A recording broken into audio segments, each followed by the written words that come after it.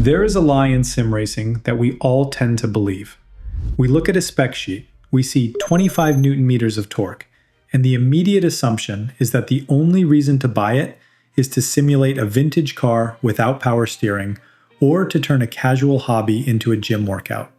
If that is how you are viewing the Fanatec Podium DD, you are viewing it incorrectly. And before diving in, a quick note.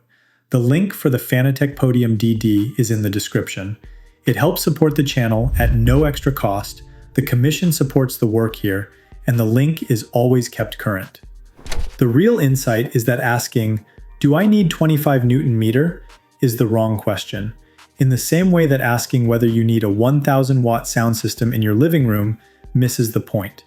You do not buy it to blow out your windows.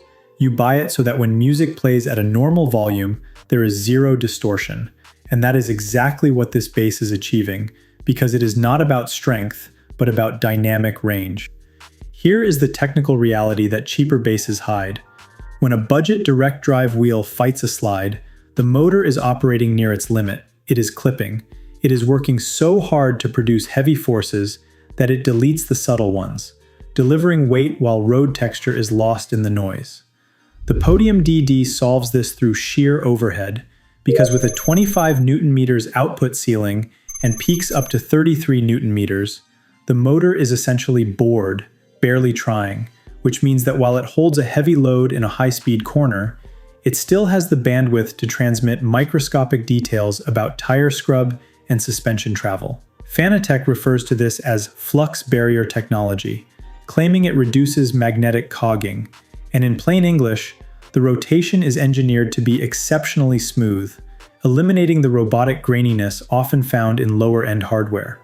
FullForce, however, needs context, because this is where the marketing gets loud.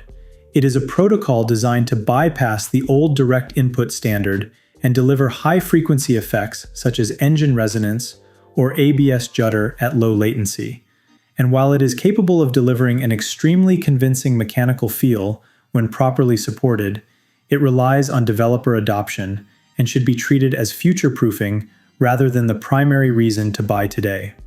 Physically, this unit is an absolute brick, which creates a logistical issue that must be planned for, because unlike smaller CSL DD bases, the Podium DD is long and deep, and if proper field of view is a priority with the monitor positioned close to the steering rim, the base housing will likely interfere.